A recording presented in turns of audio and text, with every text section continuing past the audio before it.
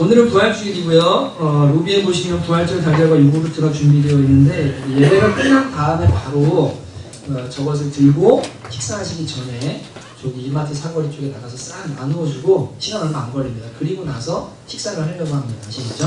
식사하고 나누면은 이게 너무 분주해지고 잘 집중이 안 돼서 금방 나누기 때문에 한 350개 정도 되는데 부활의 소식을 함께 전하고 또 전도를 할 수 있는 그런 시간으로 같이 삼았으면 좋겠고요. 4월 27일 날 다음 주일 1시 30분에는 우리 자녀들을 둔 부모님들이 본당에 저랑 모이실 건데 앞으로 우리 자녀들을 어떻게 양육하고 또 어떻게 교회가 이 지역에 있는 아이들을 감당하면 좋을지 이런 것들을 같이 나누고 우리 세대들을 위해서 기도하면서 함께 그러한 것들을 만들어가고자 이제 회의하고 저랑 좀 얘기 나누는 시간들을 가지려고 하기 때문에 자녀를 둔 부모님들이라면 다 오셔서 같이 기도회도 하고 이제 그런 프로그램들을 좀 준비하는 데 동참할 수 있으면 좋겠습니다.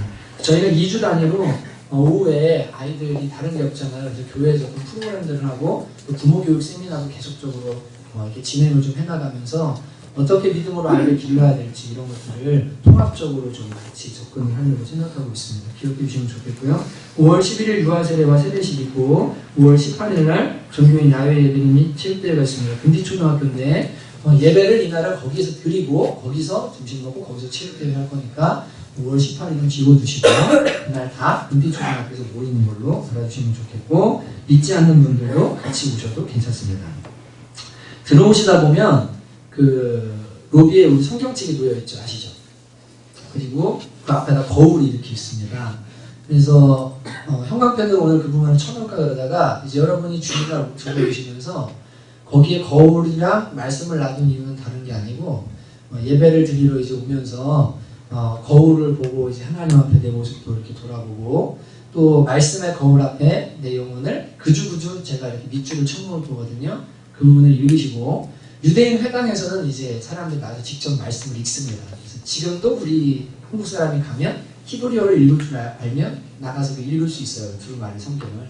그래서 그 말씀을 들어오시면서 거울 한번 보고 말씀 한번 보고 그리고 마음에 그 말씀을 담고 예배 가운데 들어오시라고 거기에다 그렇게 세팅을 해놓은 거예요. 그냥 장식으로 해놓은 게 아니고 그래서 지금까지 말씀 안 드렸는데 제가 항상 거기를 이렇게 다르게 펴놔요. 이렇게 이번 주 여기 보면 좋겠다. 그래서 이번 주부터는 다음 주부터는 제가 이렇게 밑줄을 쳐놓을 겁니다. 그러니까 우리 성령님 들어오셔서 꼭 보시고 그 다음 예배 가운데 들어오셔서 마음으로 준비하시고 그렇게 하시면 좋겠습니다. 아시겠죠? 그리고 게시판에 보시면 건강한 교회와 건강한 성도의 5가지 균형이라는 제가 붙여놨는데 보시면 5가지를 잘 하시면 신앙생활이 잘 성장합니다. 그래서 여러분이 그거 보시고 우리 교회가 그 5가지 영역에서 잘 자리를 잡아가고 있습니다. 건강한 교회로. 그래서 목회자는 그냥 주먹구구식으로 하는 것이 아니고 다 머릿속에 그림을 가지고 하나님의 인도하심을 따라 하나씩 이렇게 해나가는 거기 때문에 여러분 그거 보시고 이제 우리도 교회가 5가지가 많이 자리를 잡아가는구나. 이제 나도 여기에 동참해서 더 신앙적으로 성장해야 되겠다. 이런 마음들을 가지실 수 있으면 좋겠습니다. 하나님께서 우리에게 주시는 말씀 이제 함께 보실 텐데요. 고린도후서 4장 7절부터 15절 말씀 같이 보시겠습니다. 고린도후서 4장 7절부터 15절까지의 말씀 신약성경 289페이지입니다.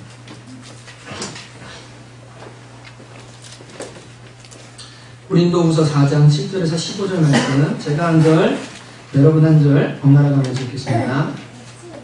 제가 먼저 읽습니다. 우리가 이 보배를 즐길새 가졌으니 이는 힘이 큰 능력은 하나님께 있고 우리에게 있지 아니함을 알게 하려 함이라. 우리가 싸우고 우면서를 당하여도 쓰라리지 아니하며 바다를 당하여도 낙심하지 아니하며 박해를 받아도 버림받지 아니하며 거꾸로 뜨림을 당하여도 망하지 아니하고 우리가 항상 예수의 죽음을 몸에 지신 것은 예수의 생명이 또한 우리 몸에 나타나게 하려 함이라.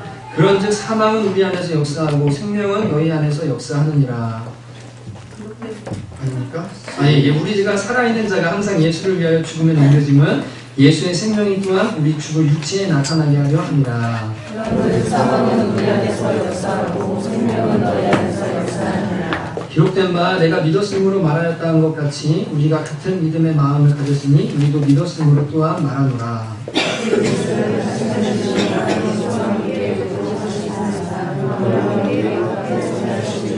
함께 읽습니다. 이는 모든 것이 너희를 위함이니 아는 사람의 감사로 말미암아 은혜가 넘쳐서 하나님께 영광을 돌리게 하려 합니다. 지글세당이 큰 능력이라는 말씀과 함께 말씀 나누겠습니다. 한번 기도하실까요?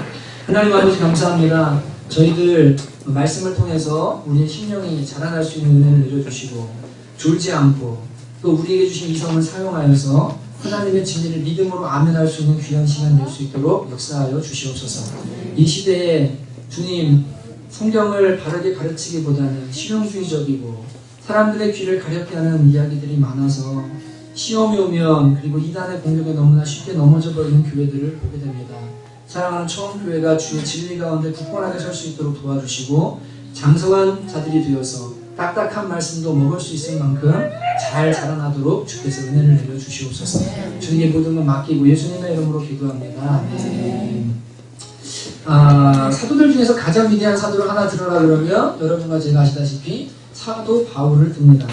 가장 뒤늦게 부름받은 예수님의 13번째 사도임에도 이 성령의 감동으로 신약성경 13권을 저술했고 그리고 사도행전과 누가복음을 쓴 누가가 바로 이 사도 바울과 아주 밀접하게 가까이 있던 제자입니다. 사도행전은 거의 사도 바울의 이야기를 중심으로 이루어져 있는 것을 저와 여러분이 알고 있습니다. 또 아시아 선교와 세계의 중심이라고 말하는 로마 선교에 초석을 놓은 정말 선교의 대가 그리고 위대한 업적을 이루어낸 사도가 바로 바울인데 이 바울이 로마의 감옥에서 이런 이야기를 합니다. 빌립보서 3장 10절에서 11절인데요. 제가 이쪽으로 좀 갈게요. 여러분 말씀이 가려지기 때문에 이런 고백을 합니다. 내가 그리스도와 그 부활의 권능과 그 고난의 참여함을 알고자 하여 그의 죽으심을 본받아 어떻게 해서든지 죽은 자 가운데서 부활에 이르려 하느니라고 이렇게 말하고 있습니다. 지금 감옥에 갇힌 바울이 내가 그리스도와 그 부활의 권능과 그 고난의 참여함을 알기 위해서 어떤 대가도 지불하려고 하는데 어떤 방법으로든 내가 이 부활에 이르려고 한다라고 지금 고백을 하고 있는 겁니다. 메시지 성경의 번역으로 보면 이렇게 번역을 했습니다. 그리스도를 직접 알고 그분의 부활의 능력을 경험하고 그분의 고난에 동참하면서 죽기까지 그분과 함께하기 위해서 나는 그 모든 하찮은 것을 버렸습니다. 죽은 자들 가운데서 부활에 이르는 길이 있다면 나는 그 길을 걷고 싶습니다. 라고 이렇게 말하고 있는 겁니다. 예수님을 직접 아는 것 그리고 부활의 능력을 경험하는 것이 뭐 그렇게 대단한 것이기에 바울은 자신에게 유익하던 모든 것을 다 해로 여기고 심지어 어떻게 해서든지 부활을 얻기를 원하는데 그 부활을 얻는 방법이 고난이고 심지어 생명을 잃는 일이라 할지라도 감옥까지 가는 거라 할지라도 내가 그 고난에 참여하여서라도 부활에 이르기를 원한다고 고백을 하는 것일까요? 옛말에 어른말 잘 들으면 자다가도 떡을 얻어먹는다는 이야기가 있습니다.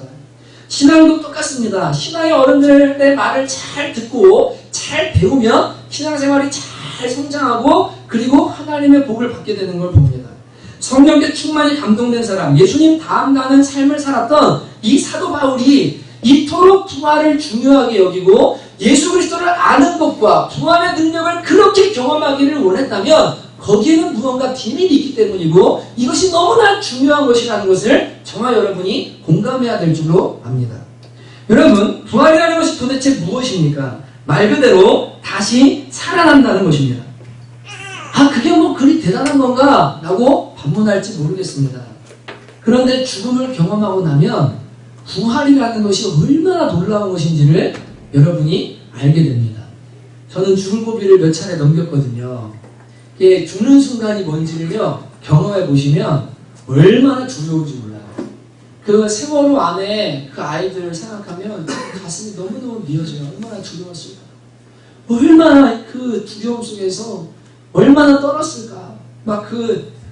정말 가슴이 막 아픕니다. 여러분, 세월호를 타고 여행길에 오는 수많은 고위 학생들이 안타깝게도 수학여행 중에 인생의 여행을 마치고 말았습니다. 실종 처리된 아이들의 부모님들은 신랑 같은 희망을 품고 아이가 살아 돌아오기를 기다리고 있습니다. 설령 생존의 희망이 없다 할지라도 시신이라도 좀 수습해서 죽은 아이의 얼굴에 내 얼굴이라도 좀 부비고 그리고 하루를 천년같이 그 아이가 살아오기를 기다리면서 마음 졸이고 있는 것이 지금 상황입니다. 자녀를 불의의 죽음에 내어준 부모의 마음은 하나같이 죽은 그 자식을 살릴 수만 있다면 어떤 대가라도 지불하겠다는 굳은 희생과 각오를 가지고 있는 줄로 압니다.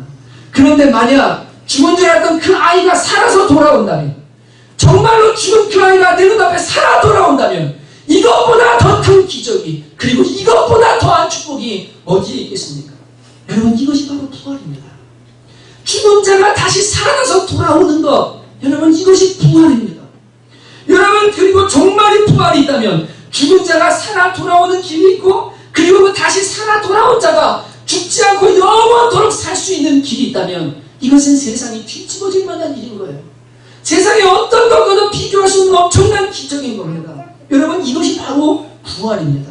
그리고 성경이 부활을 통해서 우리가 영생하는 존재가 되어지고 영생의 축복을 받게 된다고 말하고 있는 것입니다. 여러분, 어떻게 죽은 자가 다시 살아나고 영생하는 일이 일어날 수 있습니까? 그것은 바로 예수님을 알게 될 때 우리에게 일어나는 일입니다. 요한복음 17장 3절엔 이렇게 말하죠. 영생은 그 유일하신 참 하나님과 그의 보내신 자 예수 그리스도를 아는 것입니다 라고 말씀하고 있습니다. 참 하나님을 알고 그분이 보내신 예수님을 알게 될 때 우리는 영생하게 됩니다. 그리고 영생하는데 이 과정 속에 부활이라는 축복이 우리에게 있는 겁니다. 이해가 되십니까? 다시 하나님을 알고 하나님께로 돌아가는 길인 예수님을 알면 영생의 축복을 얻게 됩니다. 영원히 삽니다. 그런데 그 영원히 사는 중간에 부활이라는 축복, 다시 살아나는 축복을 우리가 누리게 된다는 거예요. 무슨 말인지 이해가 되시죠? 제가 우리 청년들한테 자꾸 얘기하는데요. 이 강의 설교는요, 전반부는 무조건 교리예요. 탄탄하게 논리적으로, 성경적으로, 아, 이게 이래서 그렇구나, 저게 저래서 그렇구나. 그리고 뒷부분이 뭐냐면 이제 우리에게 적용입니다. 여러분이 그래서 이 앞부분을 잘 들으셔야 돼요. 그리고 항상 설교를 들을 때 앞에 이걸 잘 들어야 뒤에 나머지 모든 것들이 밀물 몰려오듯이 확 이렇게 몰려와요. 제가 정말 설교를 집중해서 지금도 듣고 계시지만 더 집중해서 듣기를 주님의 이름으로 축복합니다. 여러분, 하나님을 알고 예수님을 알아요. 그럼 영생을 얻어요. 그런데 이 영생 안에 부활이라는 축복이 있어요. 이 영생의 한 단면입니다. 여러분, 하나님이 누구십니까? 그리고 예수님이 누구기에 우리가 부활의 축복, 영생의 축복을 얻게 되는 겁니까? 여러분, 하나님은 참신이십니다. 우주의 창조십니다. 신은 이분 한 분밖에 없습니다. 나머지는 다 피조물인 줄로 믿습니다. 아멘이시죠? 여러분, 그래서 이분은 주인이시고 심판주이십니다. 예수님은 누구십니까? 하나님께서 보내신 유일한 구원자이십니다. 그분만이 우리에게 길을 알려주시고 하나님께로 돌아갈 수 있는 길이 되시는 유일한 분이 바로 예수님이십니다. 여러분, 인간은 원래 영생하도록 지음받았습니다. 여러분과 저의 영혼은 죽지 않아요. 죽음은 몸과 영혼의 분리일 뿐입니다. 아침에 일어날 때 몸이 무거우시죠? 누구누구가 일어나라 그러는데 얘가 안 일어나죠. 나이가 들면 들수록 병들면 아프면 계속 경험하게 됩니다. 그런데 여러분, 어느 날 내 육신이 진짜로 이제는 영혼이 일어나서 일어나 그런데 얘가 말 안 듣고 호흡이 딱 멈추면 그게 죽음인 거예요. 몸과 영혼이 분리되는 게 죽음인 거예요. 다른 게 죽음 아닙니다. 여러분, 그러나 죽은 다음에 영혼은 죽지 않고 계속 살아있어요. 이 상태를 우리가 중간기라고 말하는데 이제 예수님이 재림하시기 그 사이 시간을 우리가 중간기라고 말합니다. 좀 이따 설명을 드릴게요. 여러분, 영혼은 죽지 않습니다. 왜냐하면 하나님의 호흡을 나눠 가졌기 때문에 그래요. 불신자나 신자나 똑같습니다. 그러나 인간이 하나님을 떠나 있기 때문에 또 죄 때문에 1차적으로 육신의 죽음이라는 형벌을 받게 되었어요. 그래서 인간은 살아있는 동안 죽음을 두려워하는 존재가 됐고 성경은 그것을 죽음에 매여 일생 동안 종노릇하는 거라고 표현하고 있습니다. 사람들이 행동하는 모든 것을 보면 어떻게 하면 죽지 않고 어떻게 하면 더 오래 살고 더 행복하게 살까를 고민하면서 거기에 사람들이 종노릇하면서 살아가고 있는 것을 우리가 보게 되는 거죠. 더 안타까운 것은 살아있는 동안 죽음을 두려워하고 죄만 잔뜩 짓다가 죽은 후에는 심판에 이릅니다. 왜요? 영혼이 죽지 않으니까요. 영혼이 하나님 앞에서 심판을 받게 되거든요. 그래서 히브리서 9장 27절에 한 번 죽는 것은 사람에게 정해진 것이고 죽은 다음에는 반드시 심판이 있다고 말씀하고 있는 겁니다. 그래서 이 땅의 삶이 끝나고 나면 그냥 끝이면 다행인데 끝이 아니라 심판이 있다는 게 문제예요. 하나님의 보좌 앞에서 자신의 죄값을 따라 심판을 받은 후에는 영원한 죽음이냐 영원한 생명이냐, 생명의 부활이냐 아니면 영벌의 부활이냐로 인생이 갈라지게 되어 있다고 성경이 우리에게 말해주고 있는 것입니다. 육신의 죽음과 심판, 영원한 죽음은 하나님을 떠나 있기 때문에 죄 때문에 생기는 인간의 실존이고 문제입니다. 꽃꽂이의 꽃을 가만히 보십시오. 여러분, 이 꽃이 화려하고 아무리 아름다운 것 같아도 뿌리가 흙에 생명이 되어 있지 않기 때문에 금방 시들어버리고 맙니다. 예수님 모르고 사는 인생이 이것과 똑같은 거예요. 겉에 볼 때 아무리 화려하고 아무리 멋있는 인생 사는 것 같아도 잠깐이면 시들고 잠깐이면 말라버리고 생명을 떠나 있는 것이 바로 인간인 겁니다. 불신자나 신자나 영혼은 불멸합니다. 그러면 이런 질문을 할 수 있습니다. 어차피 다시 부활하는 거 아닙니까? 다시 살아나는 거 아닙니까? 여기에 다시 산다는 부활은 이런 개념입니다. 영혼이라는 것은 예수님을 믿고 있는 사람의 영혼과 안 믿고 있는 사람의 영혼은 똑같이 불멸하는데 육신이 죽잖아요. 그러면 천국과 지옥이라는 개념은 예수님께서 재림하셔서 이루시는 그 하나님의 나라와 사단이 벌받는 그곳 있죠. 여기를 천국과 지옥이라고 말하는 거예요. 성경을 가만히 보면 천국과 지옥의 다른 표현이 뭐가 있냐면 낙원과 음부가 있는데 예수님을 믿는 사람들은 죽은 다음에 영혼이 낙원에 가 있습니다. 예수님이 우리를 예비하신 거처입니다. 그래서 여기에서 중간기라고 말했죠. 주님이 재림하시기 전까지 그곳에 거하다가 예수님이 오셔서 나팔 불고 쫙 이 땅에 재림하실 때 우리의 땅속에 묻혔던 이 몸 있잖아요. 썩은 몸, 이것이 다시 부활합니다. 영광스러운 몸으로 영혼과 이 몸이 만납니다. 이게 부활입니다. 다시 살아납니다. 그리고 우리는 어디로 들어가냐면 영원한 천국, 하나님과 함께하는, 더 이상 눈물도 없고 슬픔도 없고 고통도 없는 그곳에서 영원토록 영생을 누립니다. 믿지 않은 영혼들은 음부라는 곳에서 고통받고 있다가 예수님이 심판하시고 온 인을 심판하신 재림의 그날 자기의 잃었던 육신을 다시 똑같이 찾습니다. 역시 부활합니다. 그러나 이들은 영생의 부활이 아니라 영벌의 부활로 사단을 위해 예비된 지옥에 함께 들어가게 됩니다. 왜냐하면 그들이 하나님을 따르지 않고 이 사단을 따랐기 때문에 사단과 함께 멸망을 당하도록 되는 거예요. 여러분, 지옥은 하나님이 인간을 위해서 만드신 게 아니에요. 사단을 벌하려고 만드신 거예요. 그런데 사람들이 거기에 미혹돼서 사단을 따라서 같이 지옥 가게 되는 겁니다. 그래서 하나님이 이것이 안타까우셔서 예수님을 보내서 뭐예요? 저와 여러분을 구원해 주시려고 구원의 길을 열어주신 거예요. 하나님은 사랑이십니다. 하나님은 어떻게든 한 영혼이라도 더 영생을 얻기를 원하시는 분이십니다. 그래서 자기 아들을 십자가에 못 박으시면서까지 내가 이렇게 너희를 사랑한다고 말씀하신 것이 하나님의 사랑인 줄 압니다. 여러분, 그래서 참된 의미의 영생, 진짜 아름다운 부활 가운데 우리가 들어가려고 하면 누구를 믿어야 되냐면 하나님 아버지께로 돌아가야 되고, 이 하나님께로 돌아가는 길은 예수님, 하나님이 보내신 예수님밖에 없는 거예요.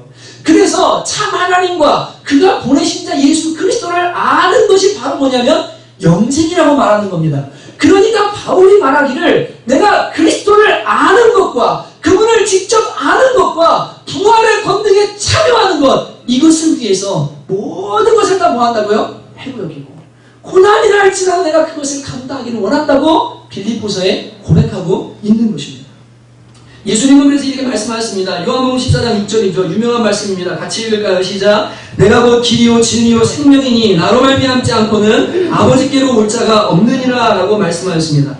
예수님을 믿고 그분을 통해 하나님 아버지께로 나가게 되면 심판 후 지옥에서의 영벌이 아니라 하나님 나라에서 부활의 영광과 천국에서의 영생을 얻게 되는 것입니다. 요한복음 11장 25절은 분명히 이렇게 말합니다. 같이 읽겠습니다. 시작. 예수께서 이르시되 나를 믿는 자는 죽어도 살겠고 살아서 나를 믿는 자는 영원히 죽지 아니하리니 이것을 내가 믿느냐라고 말씀하고 있습니다. 여러분과 저는 영원히 죽지 않습니다. 아멘이십니까? 네. 우리 죽음은요 도리어 감사하며, 왠 줄 아세요?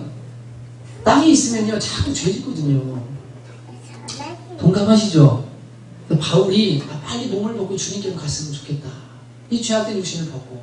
그래서 신자의 죽음은, 예수 믿는 사람의 죽음은 저주가 아니라 하나님께서 죄악된 세상 가운데 고민하지 않고 더 이상 고통당하지 않고 빨리 하나님 나라에 들어갈 수 있도록 하나님이 장소를 옮기시는 거예요.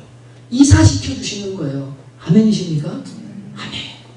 이렇게 생각하면 자녀가 불의의 사고로 생명을 잃어도 이 아이가 예수님 안에 생명을 잃었다면 하나님이 이 땅에 험한 걸 당하지 않고 주님 나라 들어가서 행복하게 있다가 부활 때 새로운 육신 입고 만나서 함께 주님 찬양할 사람은 우리가 감사할 수 있게 되는 줄 믿습니다. 인간의 헤어짐과 고통은 아프지만 여러분 우리 믿는 사람에게 죽음은 죽음이 아니라 이제 이사거든요. 좀 있으면 만나는 거예요. 며칠 후 요단강 건너가 만나니 여러분 이것이 얼마나 우리에게 도리어. 그래서 예수 믿는 사람이 죽는 건 축복이에요. 그래서 시편에 뭐라고 말해요? 성도의 죽는 것을 하나님께서 귀중히 보신다고 말하잖아요. 이게 엄청난 축복인 거예요. 도리어. 여러분 그래서 성경은 두 가지 확실한 이유 때문에 예수를 믿는 사람은 반드시 죽지 않고 마지막 날 부활하게 될 것이라고 말하는데 첫 번째 이유는 뭐냐면 오늘 말씀에 13절 14절에 이렇게 말합니다. 같이 한번 읽어보실까요? 시작. 기록된 바 내가 믿었으므로 말하였다 함과 같이 우리가 같은 믿음의 마음을 가졌으니 우리도 믿었으므로 또한 말하노라. 주 예수를 다시 살리신 이가 예수와 함께 우리도 다시 살리사 너희와 함께 그 앞에 서게 하실 줄을 아노라. 아멘. 여러분 예수님을 누가 살리셨습니까? 하나님이 살리셨습니다. 왜 살리셨습니까? 예수님은 죄가 없으신데 우리의 죄를 지시고 십자가에서 대속의 죽음을 죽으셨습니다. 십자가에서 죽으셨다는 것은 우리의 죄값인 죄의 삭신 사망이라는 형벌을 예수님이 대신 받으신 겁니다. 그러니 이제 죄값을 다 치르셨습니다. 그러니 예수님은 의인이시기 때문에 죄와 사망에 매여 있을 수가 없는 거예요. 하나님께서 의인이신 예수님을 어떻게 하셨다고요? 다시 살리셨습니다. 그 하나님께서 우리도 어떻게 하신다고요? 그 앞에 서게 하실 줄을 믿노라 라고 말하고 있는 겁니다. 왜요? 예수님은 부활의 첫 열매시거든요. 고린도전서 15장 20절을 같이 읽어볼까요? 시작. 그러나 이제 그리스도께서 죽은 자 가운데서 다시 살아나사 잠자는 자들의 첫 열매가 되셨도다. 예수님이 첫 열매예요. 여러분 이게 무슨 말입니까? 뒤에 보면 성령으로 예수님을 살리시는데 배추씨를 여기다 심으면 배추가 나와요. 저기다 심어도 배추가 나와요. 여러분 부활의 생명이 예수님께 있어요. 예수님이 의인이셨기 때문에 살아나셨어요. 맞죠? 우리도 의인이에요. 성령의 씨가 있어요. 부활의 씨가 있어요. 그럼 우리도 어떻게 됩니까? 똑같이 부활하는 겁니다. 왜냐하면 같은 씨를 가졌기 때문에, 같은 믿음을 가졌기 때문에. 아멘이십니까? 그래서 여러분과 제가 조금도 이 부활과 천국에 대해서 확신을 가지고 흔들리지 않아야 되는 거예요. 왜냐하면 예수님을 믿는다는 건 그분과 연합된 거고 그분이 가진 믿음, 그분이 가진 의, 이것을 내가 같이 갖고 있다는 거예요. 예수님이 의인이기 때문에 죄와 사망으로부터 자유케 돼서 살아나신 것처럼 하나님이 그를 살리신 것처럼 우리도 예수 믿는 믿음으로 의인이 되면 똑같이 하나님이 우리를 죽음 가운데 비록 육신은 죽었다 할지라도 다시 살리실 것을 믿어야 되는 겁니다. 이게 부활의 확실함인 것입니다. 아멘이십니까? 그래서 우리는 부활합니다. 반드시 부활합니다. 청년 리더반에서 제가 이 얘기를 했거든요. 이게 봉투입니다. 이건 뭐죠? 핸드폰입니다. 까만. 저처럼 까만.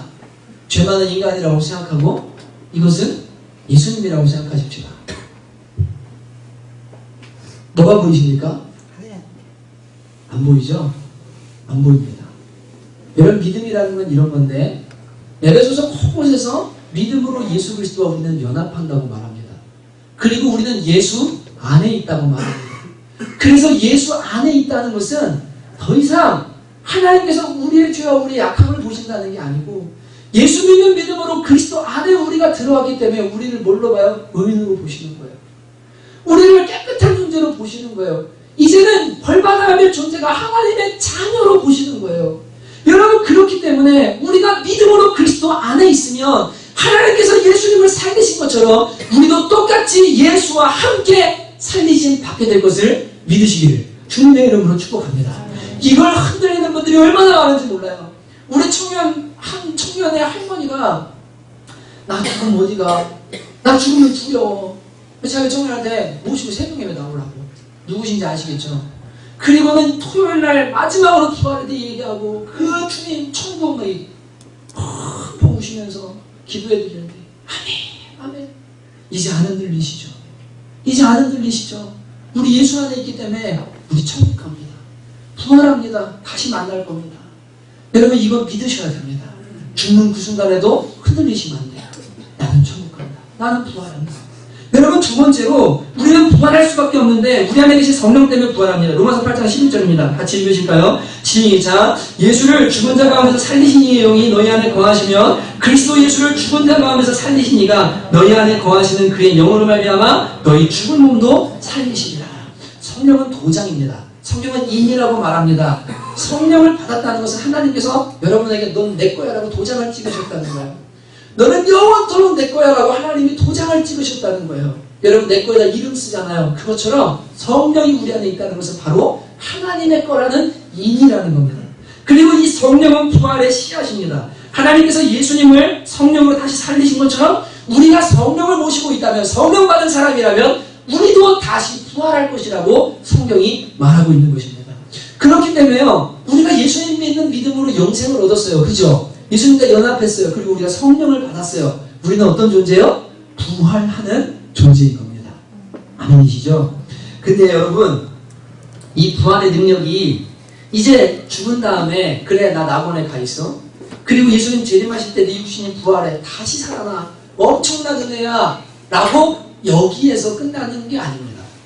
우리가 구원받는 믿음이라고 말하는 것을 칭의라고 말하는데, 이 칭의의 믿음은 우리의 삶에 역사하는 믿음과 똑같은 것이라고 말씀드렸습니다.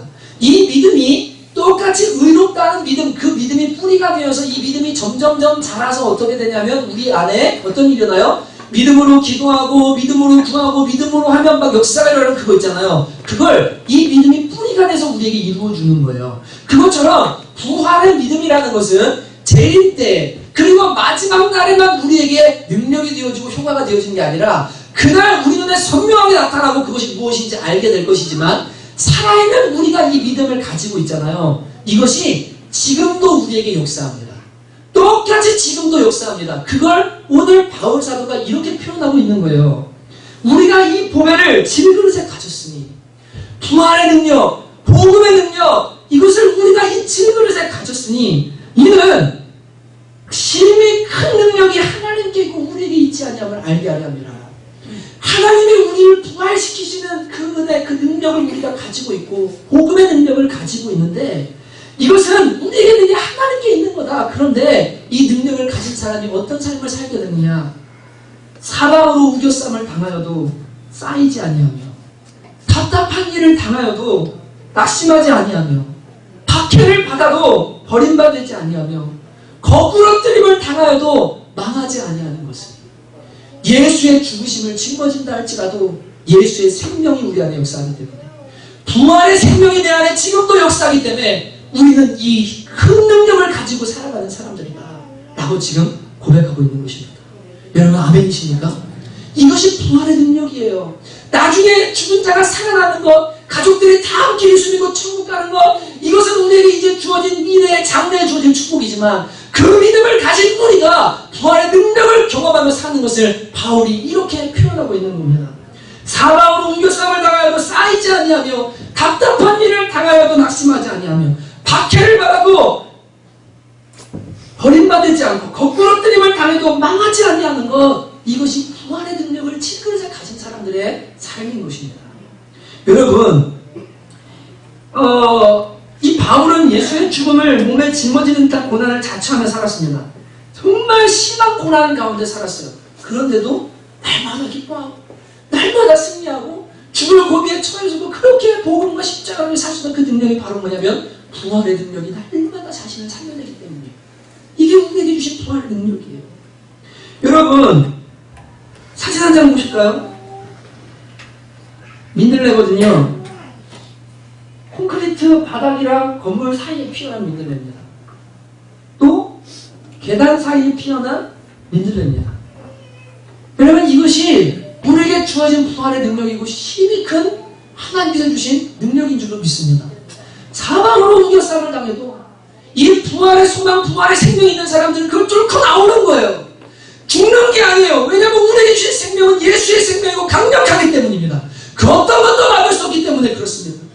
저는 지난 고난주간 새벽 예배 가운데 말씀을 묵상하고 예배 인도하는 가운데 특히 큰 은혜가 된 말씀이 있었는데, 그게 토요일날 전한 말씀입니다.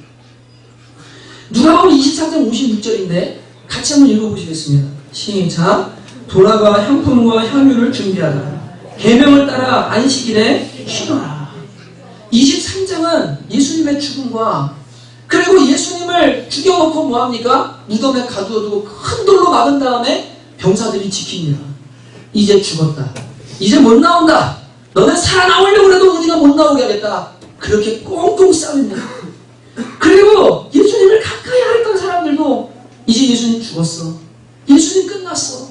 향품과 향유를 준비하러 갑니다. 근데 여러분, 이 예수님의 죽음 다음에 안식일이 있고요. 그 다음에 안식 후 첫날 새벽에 주님께서 부활하십니다.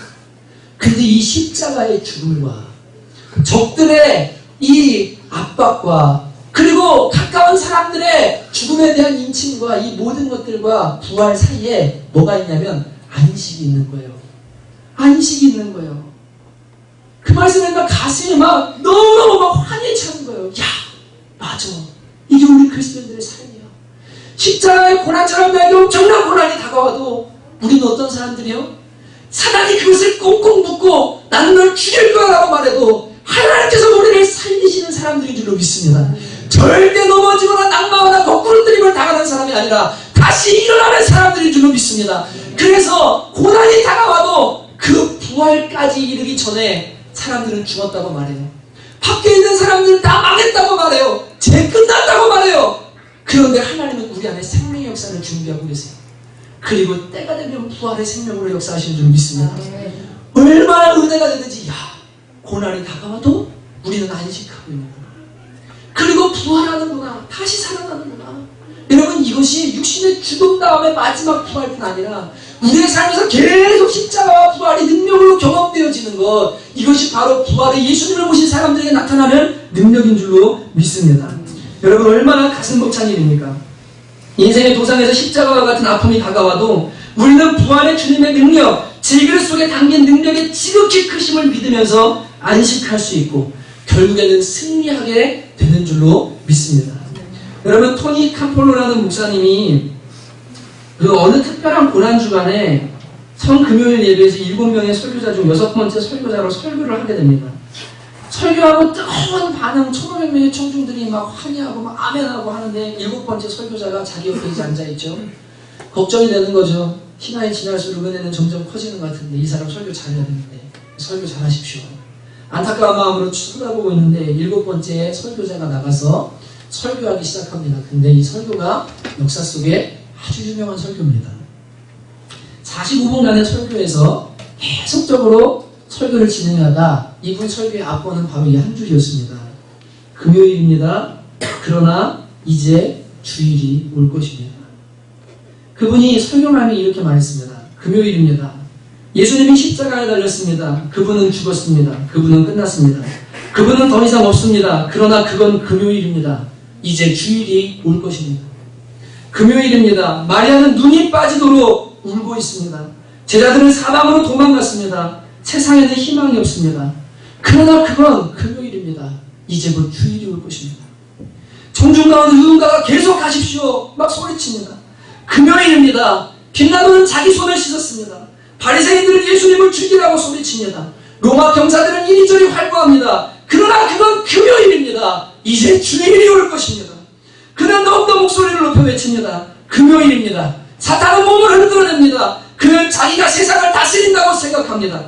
온갖 제도를 주무르고 정부와 모든 것을 자기 명령에 따르게 하고 사업체들도 사탄의 일을 합니다. 그러나 그것은 금요일입니다. 이제 곧 주일이 올 것입니다. 그리고 이번 설교 말미에 딱 한마디요. 금요일 1,500명의 회중들이 한 번에 외칩니다. 이제 곧 주일이 올 것입니다. 이제 곧 주일이 올 것입니다. 여러분, 이미 주일은 온 줄로 믿습니다.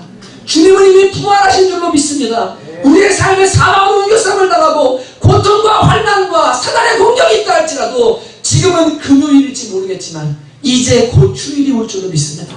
여러분, 이것이 바로 부활의 능력을 믿는 사람들의 소망인 거예요. 제가 이제 어저께 저희 청년 빌더톡에 그냥 갑자기 제 방을 울리고 싶은 마음이 들었어요. 그래갖고 제 방을 이렇게 찍어가지고 한 12시 넘어 1시 가까이 됐을 때죠. 그래갖고 제가 그렇게 하면서 뭐냐면 여러분 감사하십시오 이렇게 올렸습니다. 제 방 인디스거든요. 사람 하나 누우면 딱 돼요. 여기 이제 이쪽 옷 걸어놓고 저 뒤에 구름 얘 지금 저기 올라와 있는 거예요. 여기 그 베개 위에 올라와 있는 겁니다. 구름이가. 그리고 저쪽에 책, 그리고 이쪽 옆에가 이제 그 침대 그 머리맡에 놔뒀던 그 나무판을 놔뒀는데 왜 놔뒀냐면 뒷면에 책을 이렇게 제가 쭉 쌓았는데 이게 무너져요 자꾸. 그래갖고 거기다 막아놓고 그 위에다가 옷을 올려놨어요. 그래서 요 사람 하나 고시원 만큼 딱 요만큼 누울 공간이 제가 매일같이 들어가서 자고 일어나고 새벽 예배하고 지내는 공간입니다. 사방으로 우겨싸움을 당하죠. 그죠? 네. 근데 낙심하지 않습니다. 답답하지 않습니다. 왜냐하면 제 안에 부활의 능력이 있기 때문이에요. 아침마다 일어나면요 하나님이 소망을 주세요. 아침마다 일어나면요 지커질 소망이 아니에요. 오늘도 하나님과 함께하는 그 하루, 부활의 능력을 경험하는 하루, 얼마나 신나고 인생이 얼마나 값지고 얼마나 감사한지 몰라요. 우리는 날마다 이 능력을 경험하면서 사는 줄 믿습니다. 여러분, 이 목사님 설교보다 더 위대한 것은 바로 예수님이 십자가에 죽으시고 3일 만에 부활하셨다는 사실입니다. 여러분 다 믿으시죠? 석가모니는 뼈가 발견됐어요. 그래서 타지마할 문에다가 모셔놓고 막 석가모니 뼈라고 그래요. 기독교는 예수님 뼈 발견되면 기독교는 없어져요. 왜요? 예수님 부활하셨거든요. 제자 공동체 중에 한 사람이라도 예수님 부활의 거짓이라고 말하면 기독교는 존재하지 못합니다. 모두가 자기 목숨을 걸고 예수님은 부활하셨다고 증언했고 생명을 내어놓았습니다. 그리고 여러분과 제가 그 부활의 주님을 만난 사람들입니다. 아멘이십니까? 눈으로 보지 못했지만 만났고 지금 내 마음에 모시고 있습니다. 그래서 우리는 부활합니다. 그래서 어떤 목회자의 설교보다 더 위대한 것은 예수님께서 죽으시고 사흘 만에 부활하셨다는 명백한 사실입니다. 그리고 더 위대한 것은 성령께서 이 사실을 객관적 역사적 사실로 끝나는 것이 아니라 저와 여러분의 삶의 능력으로 적용시켜 주시는 것입니다. 그래서 우리는 이것을 날마다 경험하며 살다가 마지막 날 영원한 천국 들어갈 때 부활의 능력을 경험하게 되는 거예요. 그 꽃피는 능력을 경험하게 되는 거예요. 여러분 우리가 이 부활 주일에 이것을 감사할 수 있게 되어지시기를 주님의 이름으로 축복합니다. 옆에 사람을 보고 고백합니다. 당신은 이렇게 고백합니다. 당신은 시작. 질그릇에 큰 능력을 가진 사람입니다.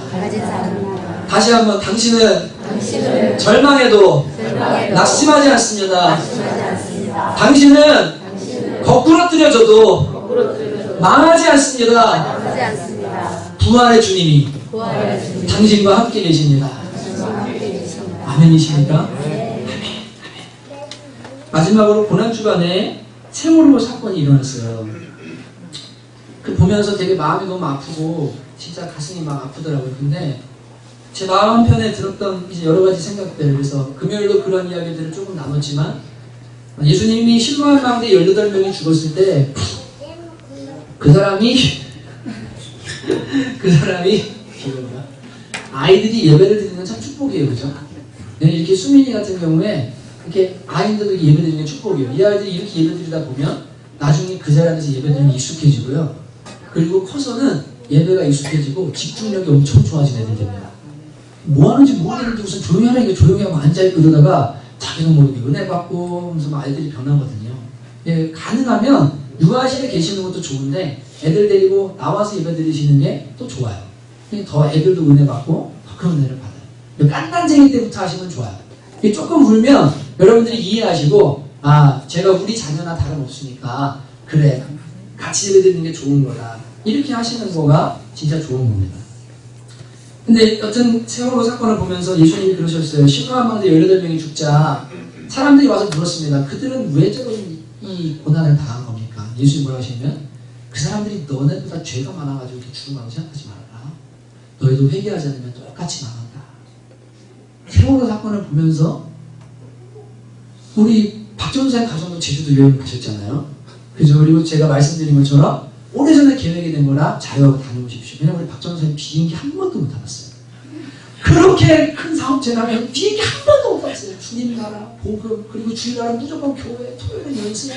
못 들어서 제발 갔다 오라고. 저한테 안 갔다 오라고. 제가 떠이로 보낸 거예요. 근데 박전사님은 죄가 없어서 살아온 거고 그 아이들은 죄가 많아 죽은 겁니까?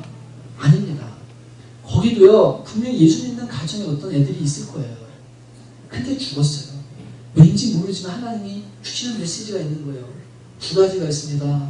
첫째는 너희들도 회개해라. 언제 죽을지 모른다. 준비하지 않으면 큰일 난다. 회개하지 않으면 망한다고 주님 말씀하시는. 두 번째는요, 하나님 이 세대의 아이들을 하나님이 손으로 때리신 게 맞습니다. 자녀를 우상으로 삼고 자녀가 전부인 줄 아는 한국 그리고 교회들아, 정신 차려라. 자녀들의 생명이 나한테 있다. 내가 데려오는 거다. 정신 차리라고 하시는 거예요. 다음 세대를 위해 기도하라고 하시는 줄로 믿습니다. 그래서 우리 부모들 모여서 아이들 위해 기도하고 이 땅을 위해 기도해야 돼요. 애들 주의 말씀으로 양육해야 돼요. 분명히 그 안에서 죽음의 순간에도 하나님을 붙드는 그 아이들은 컬럼바인 고등학교에 예수님을 고백하고 총 맞아 죽은 배신하는 그 친구 있잖아요. 그 친구처럼 그 안에서도 복음을 전하고 비록 죽음은 두렵지만 영원한 천국을 바라보며 순교의 마음으로 하나님 앞에 간 친구들이 있을 겁니다. 우리 자녀들이 그렇게 양육이 되어야 됩니다. 왜냐하면 이 땅에서 언제 죽음이 올지 모르고 어떤 사고를 당할지 모르기 때문에 하나님 정신 차리라고 하시는 거예요. 근데 그 사건을 보면서 제 마음에 어떤 생각이 드냐면, 고난 주간에 왜 일어났을까? 또 그 가족은 얼마나 아플까? 근데 부활을 준비하고 부활의 메시지 준비하고 제 마음에 딱 하나였어요. 가족이 예수님을 믿고 있다면 주 예수를 믿으라. 그리하면 너와 네 집이 구원을 얻을 것이라. 말씀하신 그 하나님을 믿고 있다면 이 자녀 천국에서 만날 텐데, 시체가 다 불어서 못 알아보게 됐어도 영광스러운 몸으로 부활하게 될 텐데, 천국에서 손잡고 같이 찬양할 텐데, 예수님 전해야 되겠다. 예수님 아는 게 축복이구나. 여러분, 이 부활주일에 완전한 회복, 완전한 부활, 영광스러운 그 놀라운 부활의 영광, 이것을 우리만 갖고 있으면 안 됩니다. 우리 자녀, 우리 부모, 내가 사랑하는 사람들이 이 부활의 축복에 동참할 수 있기를 우리가 기도하고 그것을 전해줄 수 있게 되시기를 주님의 이름으로 축복합니다. 여러분, 헤어지기 싫으시죠? 그런 분 계세요? 다시 태어나면 남편이랑은 안 살 겁니다. 난 저 사람이랑 같이 가다가 천국 가서도 부부는 맺어주지 마세요. 거기는 부부관계가 없거든요. 근데 같이 천국 가기를 원하시죠? 함께 영생하기를 원하시죠?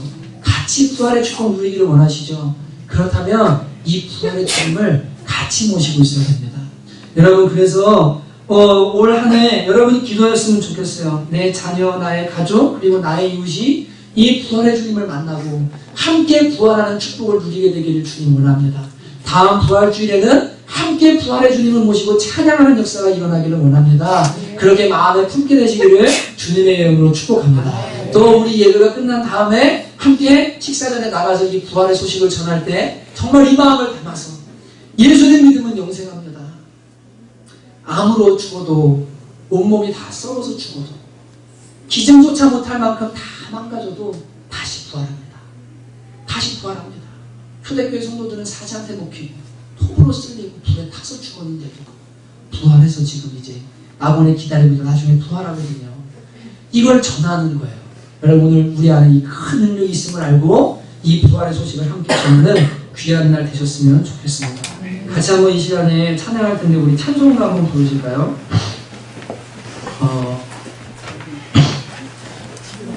160장 같이 한번 불러주시죠.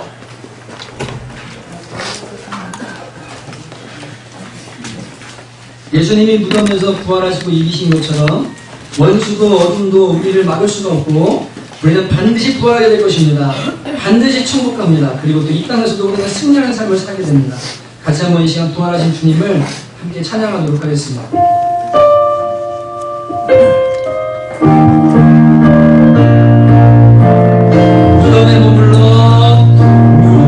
무덤에 머물러 예수의 구주 새벽 기다렸네. 예수의 원수를 가리고 무덤에서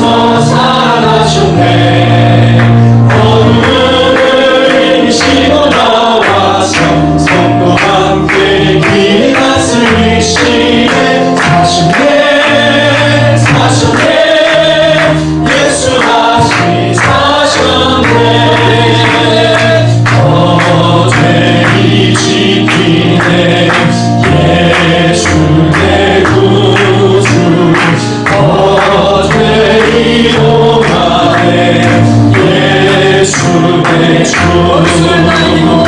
원수를 다 이기고 무덤에서 살아나셨네.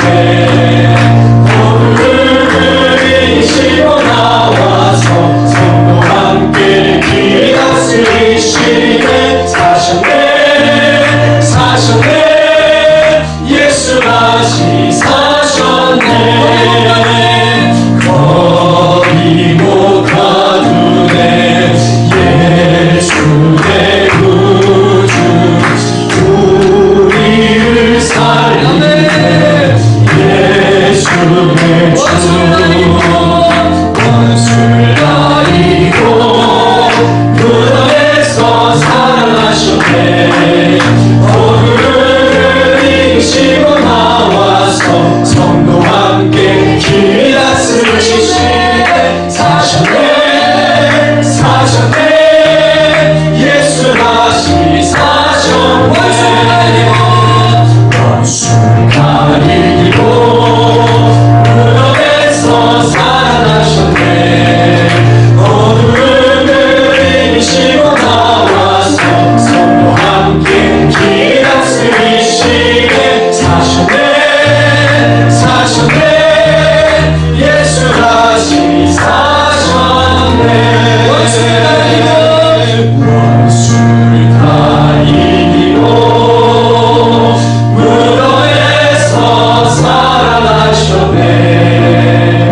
어둠을 이기시고 나와서 성도와 함께 길 다스리시네. 사셨네 사셨네 예수 다시 사셨네. 헛되이 지키네 예수 내 구주. 헛되이 원하네 예수 내 주. 다시 한번 헛되이 지키네. 헛되이 지키네 예수. 아무리 대전의 병사들이 추격을 받고 있어도 하나님은 생명의 역사를 준비하고 계시고. 아멘. 예수 내 주 원수를 다 이기고 원수를 다 이기고 무덤에서 살아나셨네. 어둠을 이기시고 나와서 성도와 함께 길 다스리시네. 사셨네 사셨네 예수 다시 사셨네. 다시 한번 사셨네 사셨네 사셨네 예수 다시 사셨네. 아멘. 여러분 함께 기도하기 원합니다. 먼저 기도할 때 예수님께서 부활하셨고 우리가 같은 믿음을 가지고 있고 성령으로 임신받았기에 우리 역시 죽음의 요단강을 건너간 이후에 우리 영혼은 낙원에 있다가 예수님 다시 재림하시는 그날 부활의 생명으로 나아가야 될 것에 대해서 우리 감사하십시다.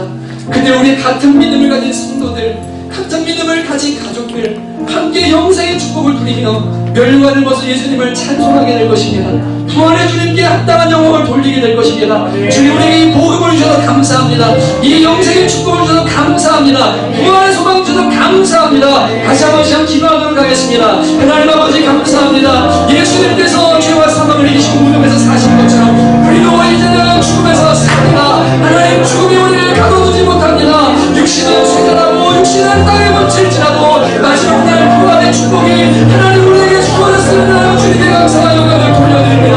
오 하나님 감사합니다. 영광을 받아 주셔서 하나님 저희 영혼의 부활의 진리 아버지 부활의 소망 하나님 영생의 소망이 얼마나 큰 놀라운 건지 알게 도와주셔서 감사하게 하시고 감격하게 하시고 하나님 주님을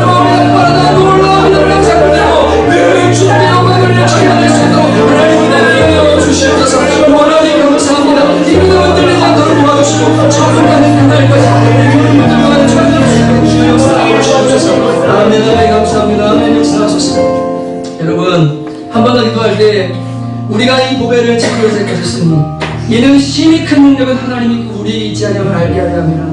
우리가 사방으로 우겨쌈을 당하여도 쌓이지 아니하며 답답한 일을 당하여도 낙심하지 아니하며 박해를 받아도 버림받지 아니하며 거꾸로 뜨림을 당하여도 망하지 아니하며 우리가 항상 예수의 죽음을 몸에 짊어지면 예수의 생명이 또한 우리 몸에 나타나게 하려 합니다. 여러분, 지금은 금요일일지 모르지만 이제 곧 주일이 옵니다.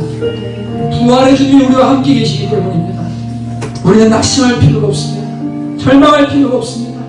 부활의 주님을 바라보고 우리가 안식하고 있으면 반드시 첫날 새벽 부활의 은혜가 우리의 삶에 임하는 줄로 믿습니다.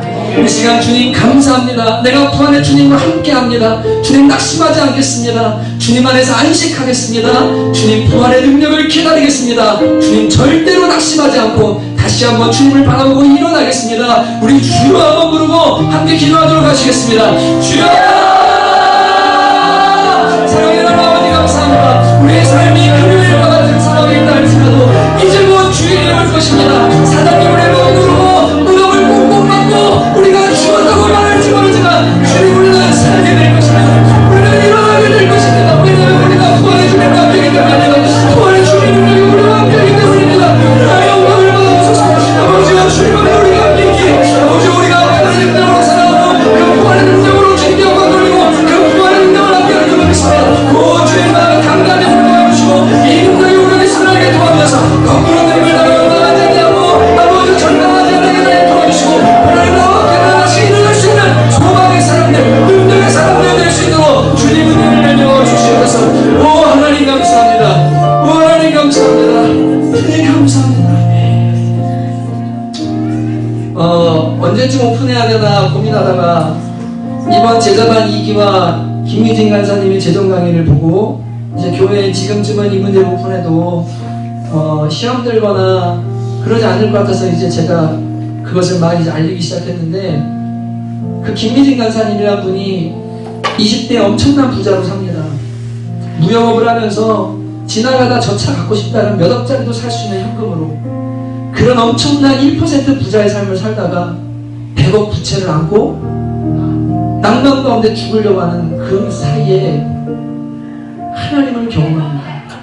부활의 주님을 만납니다. 그리고 주께서 명하시면 돼요. 4년 반 만에 100억 다 갚고요. 하나님 앞에 성경적으로 재정을 사용하고 살아가면 하나님이 복 내리시고 그 사람을 통해 주님의 일을 하십니다. 라고 한국 땅에 다니며 강의하고 많은 사람들을 끼고 다닙니다.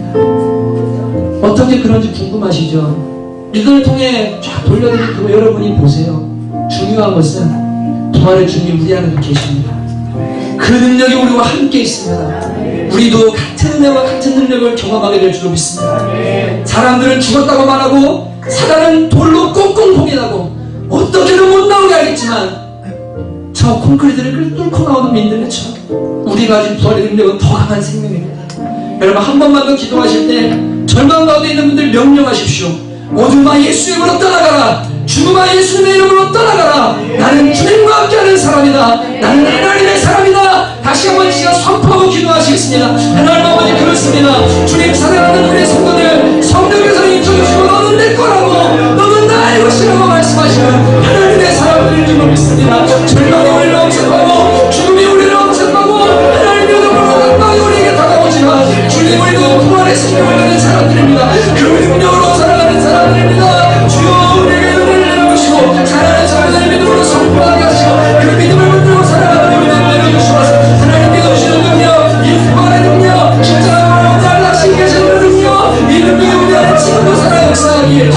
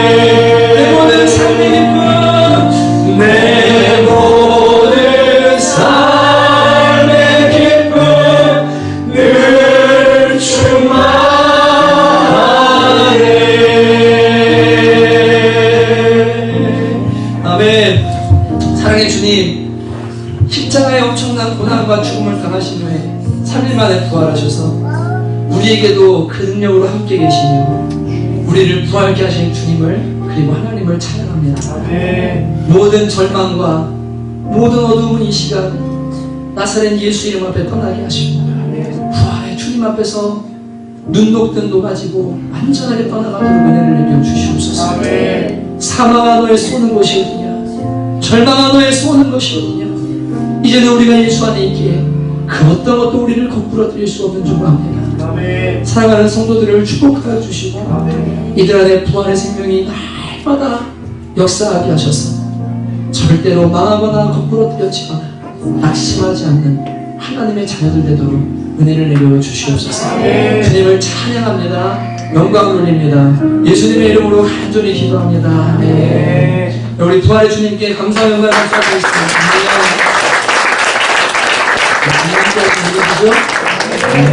얼마나 감사한지 몰라요. 능력입니다. 그리고 힘입니다. 제가 제 방을 보여드렸는데 그냥 너무 불쌍하게 생각하지 마십시오. 예, 진짜로요. 너무 감사합니다. 제가 그곳에서 잘 일어나고 할 수 있다는 것도 감사하고, 예, 저희는 세울 일 걱정을 안 하거든요. 그래서 얼마나 감사한지 너무 감사해요. 진짜로. 오늘 좀 특별한 시간을 가지려고 하는데 우리 청년들이 부활의 주님, 너무 좋으신 그 주님을 이제 워십으로 좀 찬양하려고 합니다. 여러분, 청년들 강남에서부터 일찍 여기 이제 주님 찬양하려고 왔거든요. 박수로 그리고 격려로 감사합니다.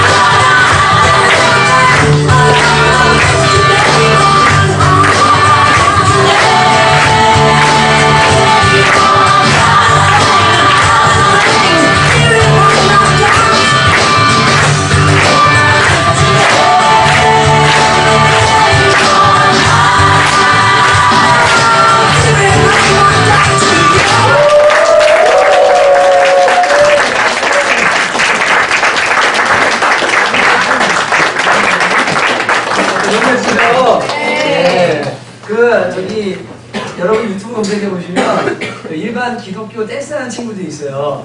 수련이 좀 달라요. 이쁘지 않아요, 너무? 네, 멋있죠. 박정사님 제자들. 그래서 하나님께서 앞으로 큰 영광 받으시고 더 아름다운 일들을 문화에 보여주실 주시겠습니다. 네. 우리 이제 제가 축도하고 예배를 마치고 같이 나가실 건데 괜찮으시죠? 네. 10분 안에 금방 나눠줄 겁니다. 그래서 우리 처음에 배지가 있어요. 저 탈 수 있는 분들은 남자분들이 다 타시면 좋을 것 같아요. 여기다 하시고 같이 나가서 달걀 싹 돌리고 그다음 들어오고 식사하시고 있으면 좋겠습니다. 제가 축도하도록 하겠습니다. 우리 잠깐 한 번만 여기 가슴에 손 얹으시네요. 눈 감고 살아계신 주 나의 참된 소망 걱정 의심 전혀 없네. 사랑의 주제에 갈 길 인도하니 내 모든 삶의 기쁨 늘 충만하네. 늘 충만하네. 늘 충만하네. 24시간 주님께서 우리와 함께 계시고 우리를 붙드시고 인도하시는 줄 믿습니다. 제가 오늘 이렇게 잠잠히 한번 찬양하고 제가 축도하겠습니다.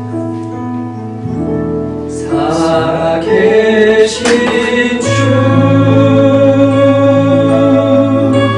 나의 참된 소망 걱정 의심 전혀 없네.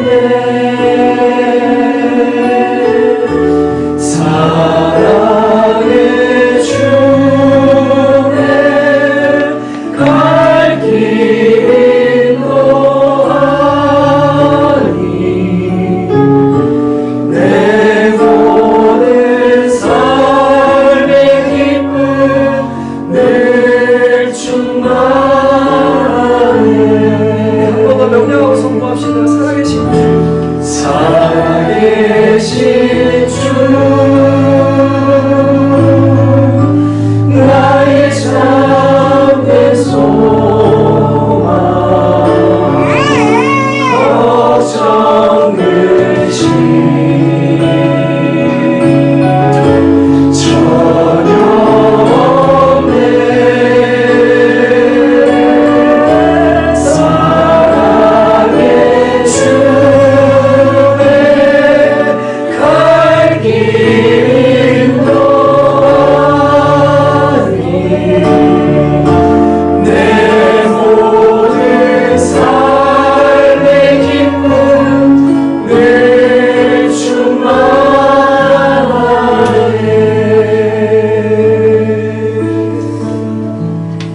이제는 우리를 위해서 십자가 지신 예수 그리스도의 무한하신 사랑과 은혜와 하나님 아버지의 아들을 내어주신 다함이 없는 사랑과 성령의 내주하시고 교통하심이 함께하시는 역사가 사방으로 우겨쌈을 당하도 낭망하지 아니하고 거꾸로 떨림을 당하도 망하지 않는 것이 부활의 생명을 가진 우리임을 알고 삶의 치열한 현장으로 돌아가는 귀한 주의 자녀들 머리머리 위에 이제로부터 영원토록 함께 있기를 간절히 축원하옵나이다.